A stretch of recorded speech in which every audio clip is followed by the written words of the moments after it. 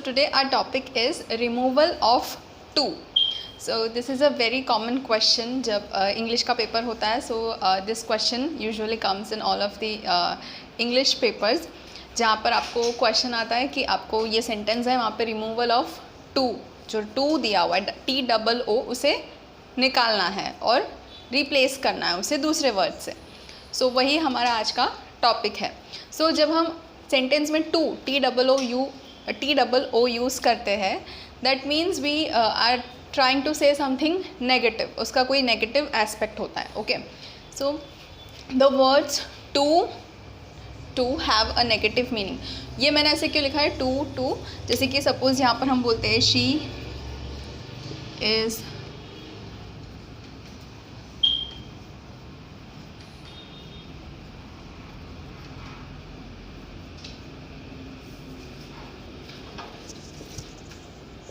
Suppose this is a sentence जहाँ पे हम बोल रहे हैं she is to ugly to do modelling.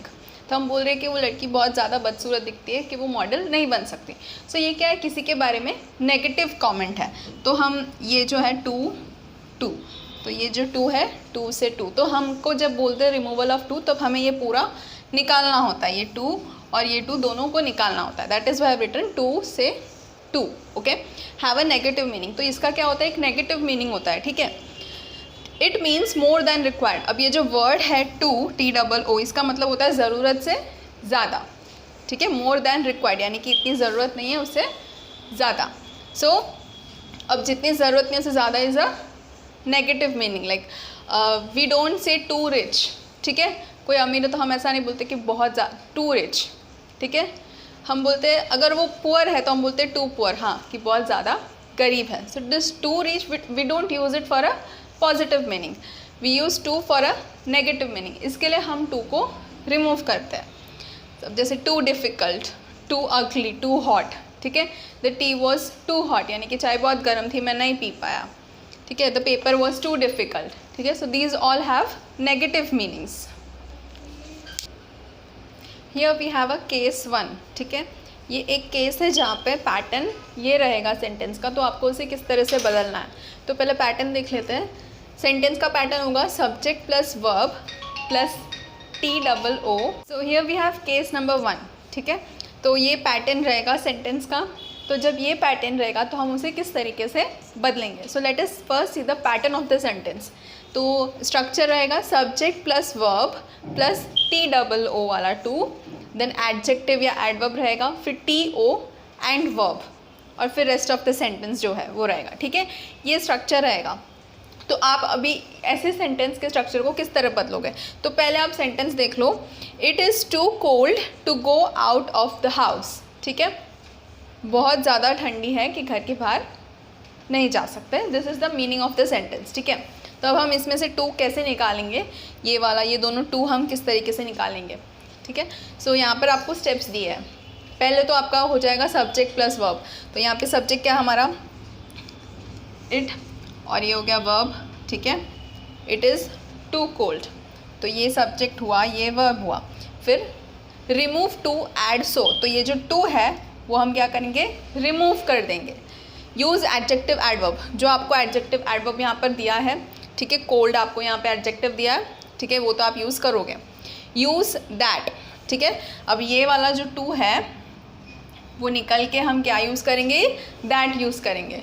Use pronoun according to the subject. अब यहाँ पर घर के बाहर कौन नहीं जा सकता, कोई ह्यूमन बीइंग बात कर रहा है. तो ह्यूमन बीइंग यानी कि हम, it is so cold to go out of the house. तो इधर यहाँ पे अकॉर्डिंग टू द सेंटेंस क्या आएगा, वी आएगा. ठीक है, प्रोनाउन वी आएगा, तो वी को दिमाग में रखना. ठीक है, use pronoun according to the subject. Use can, can't, can not, could not according to the tense.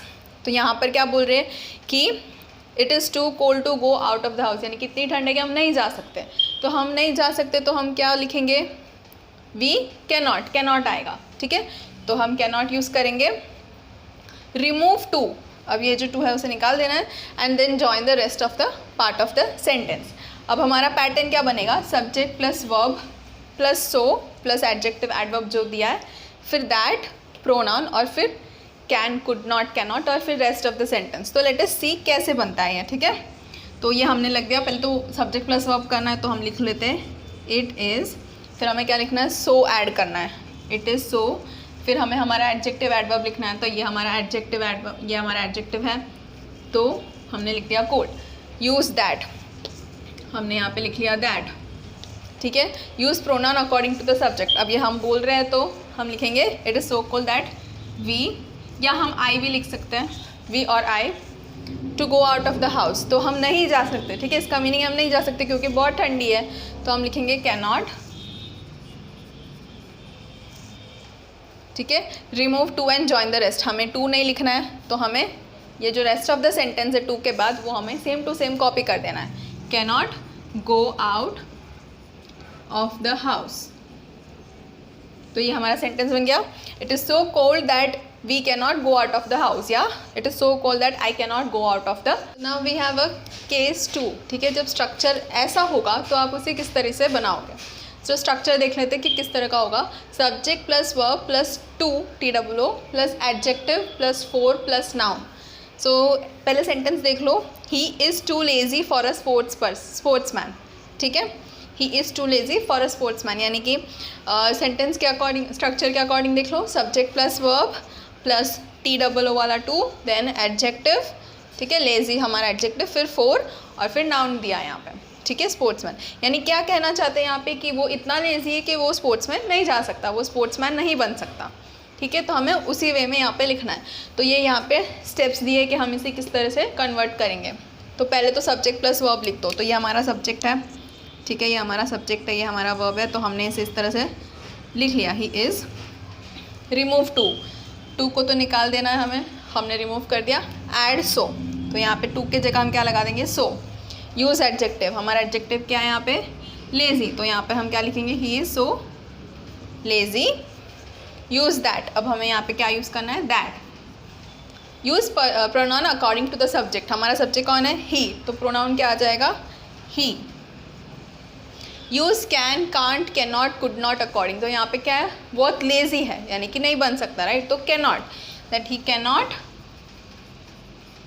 फिर क्या दिया है, यूज़ बी एंड रिमूव 4, तो ये हमें फॉर निकाल लेना, उसकी जगह पे क्या यूज़ करना है, बी यूज़ करना है, BE, और remove too and join the rest of the part of the sentence. अब यहाँ पे टू तो है नहीं, TO वाला, तो यहाँ पे हम क्या कर देंगे, जो हमारा रेस्ट ऑफ द सेंटेंस है वो ऐड कर देंगे एज इट इज़। तो हमारा सेंटेंस हो गया, ही is so lazy that he can not be a sportsman, ठीक है, यानी कि वो इतना आलसी है कि वो स्पोर्ट्समैन नहीं बन सकता। यानी कि वो कह रहा है कि जो नाइट है, जो रात है, वो मेरे लिए बहुत ज़्यादा ठंडी है, तो मैं उसे नहीं ले सकता, यानी कि I can not bear it, हम इंग्लिश में बोलते हैं बेयर, यानी नहीं सहा जाएगा, ठीक है। तो ऐड अ सूटेबल वर्ब, हमने वर्ब ऐड किया, बेयर इट, ठीक है। So here we have case 4। अब केस 4 का पैटर्न रहेगा, subject plus verb plus TWO plus adjective plus या एडवर्ब, ठीक है। तो आप इसे किस तरह से बदलोगे, सिंपल है। पहले हम सेंटेंस देख लेते हैं, शीतल वॉक्स टू स्लो, यानी कि बहुत धीरे चलती है शीतल, ठीक है। सो यहाँ पर हम क्या करेंगे, पहले तो सब्जेक्ट प्लस वर्ब, ठीक है, शीतल हमारा सब्जेक्ट है, हम लिख देते हैं ये हमारा सब्जेक्ट है। अब ये हमारा वर्ब है, ठीक है। अब हमें क्या लिखना है, रिमूव टू, ये तो हम निकाल देंगे, टू को हमें निकालना है। यूज़ एडजेक्टिव इन कंपैरेटिव फॉर्म, तो ये हमारा एडजेक्टिव है यहाँ पर स्लो, ठीक है। तो इसे हमें कंपैरेटिव फॉर्म में, यानी कि एडजेक्टिव की डिग्री होती है, ठीक है। अभी जैसे स्लो, तो उसका कंपैरेटिव होता है स्लोअर, ठीक है, और इसका सुपरलेटिव होता है स्लोएस्ट, ठीक है। तो हमें यहाँ पे कौन सा यूज़ करना है, कंपैरेटिव वाला। तो Sheetal walks slower, use than in place of that. अब यहाँ पे हमें दैट तो नहीं है, तो हम लिख देंगे directly than. You should be, फिर एडजेक्टिव, ठीक है, दैन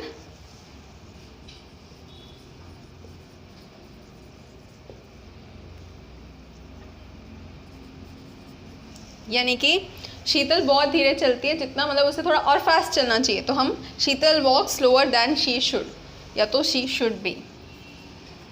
ठीक है, this is the conversion. We have some sentences जिसको हम सॉल्व करेंगे। So the first sentence is it's never too late to start. तो इसका मतलब है कि शुरुआत करने के लिए कभी भी कोई भी टाइम सही है, तो it's not never too late. So हम कैसे लिखेंगे, इट्स नेवर, जो अपना सब्जेक्ट है वो हम पुट डाउन करेंगे, हमें टू निकालना है। सो हम क्या लिखेंगे, it's never so let that one can not start, यानी कि okay, it's never so let that one can not start, यानी कभी भी इतनी देर नहीं होती कि कोई शुरुआत नहीं कर सकता। इट इज़ टू हॉट, ठीक है, तो इसका मतलब है कि ज़रूरत से ज़्यादा गर्म है।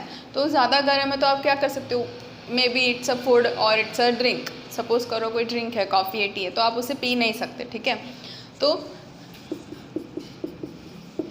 टू निकाल देंगे, it is so hot that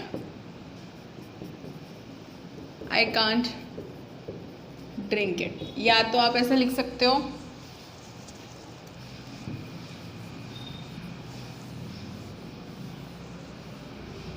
it is so hot than it should be. ठीक है, यानी कि ज़रूरत से ज़्यादा गर्म है। Tom our cat is too cute not to be loved by all. तो इसका मतलब क्या है, उनका एक पेट है, कैट है, टॉम है उसका नाम, वो इतना क्यूट है कि सब कोई भी उसे पसंद कर लेगा। ठीक है, तो ये सेंटेंस का मीनिंग ऐसा है कि he is too cute not to be loved by all, यानी कि ऐसा कोई हो ही नहीं सकता जो उसे प्यार नहीं करेगा क्योंकि वो उतना क्यूट है। So, Tom our cat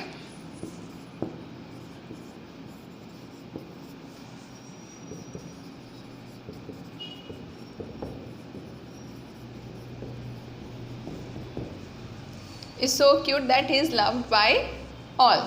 ठीक है, This dress is too costly to be purchased, यानी कि ये इतना महंगा है कि इसे नहीं खरीदा जा सकता। So हम सब्जेक्ट को लिख लेंगे और वर्ब को लिख लेंगे।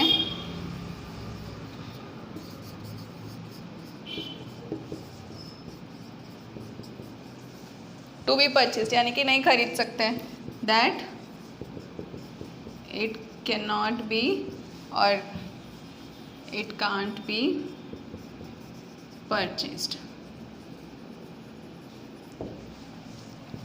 माई father is too busy to attend the function. इसका मतलब ये है कि मेरे पापा इतने बिजी है कि वो फंक्शन में नहीं आ सकते। ठीक है, is too busy to attend the, यानी वो बहुत ज़्यादा बिजी। तो ये आप अपना सब्जेक्ट ऐसे लिख लो, same as it is. Too को निकालना है, वर्ब हम लिखेंगे, ये अपना वर्ब है, is so busy to attend the function, तो दैट ही कैन नॉट, फिर अटेंड द फंक्शन को यहाँ पे लिख लेना है, अटेंड द फंक्शन।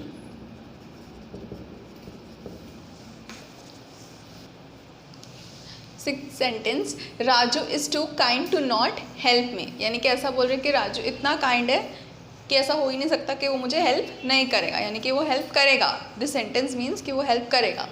ठीक है, he is too kind to not help me, वो इतना काइंड है कि वो मुझे मदद ना करे, ऐसा नहीं हो सकता। सो हम एज इट इज़ इसे लिख लेंगे, सब्जेक्ट एंड वर्ब को, टू को निकाल देंगे, एडजेक्टिव एडवर्ब जो है अपना वो लगा लेंगे।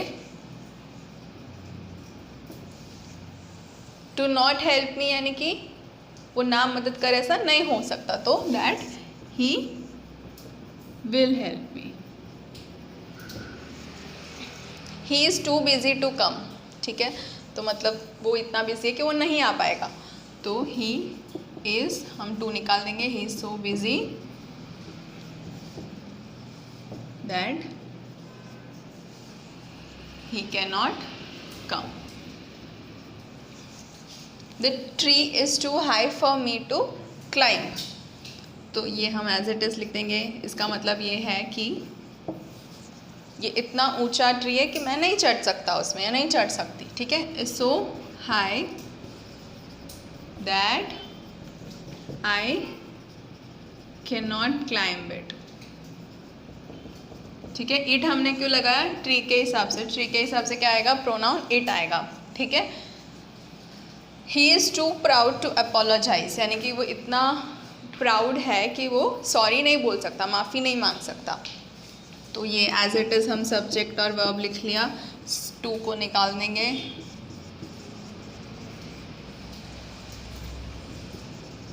दैट एक आ जाएगा ही कैन नॉट अपोलोजाइज, यानी कि वो नहीं कर सकता। दूसरा हम ऐसे भी लिख सकते हैं, आपको अब पूरा इसको सेम लिख लो। दैट ही तक यहाँ पे सेम लिख लो। ही विल नॉट अपोलोजाइज, ठीक है, नहीं करेगा। एक है वो इतना प्राउड है कि वो नहीं कर सकता, दूसरा है कि वो इतना प्राउड है कि वो नहीं करेगा। ठीक है। तो कैन नॉट अपोलोजाइज या विल नॉट अपोलोजाइज दोनों सेम है, दोनों करेक्ट है। The offer at the sale is too good to be true. अब ये वाला आपने सुना होगा sentence, too good to be true, यानी कि जितना होना चाहिए उससे ज़्यादा सच लग रहा है, यानी ज़रूरत से ज़्यादा सच लग रहा है। ठीक है, या ज़रूरत से ज़्यादा अच्छा लग रहा है। तो ऑफ़र एट द सेल, यानी कि सेल लगी है तो वहाँ की जो ऑफ़र है वो सुनने में ज़रूरत से ज़्यादा अच्छा लग रहा है, यानी कि ऐसा बोल रहे हैं कि शायद ना हो, झूठ हो सकता है, या इतना अच्छा ऑफ़र कैसे हो सकता है। तो हम इसको एज इट इज़ लिखेंगे, the offer at the sale is so good that it cannot be true. ठीक है, so these are your sentences.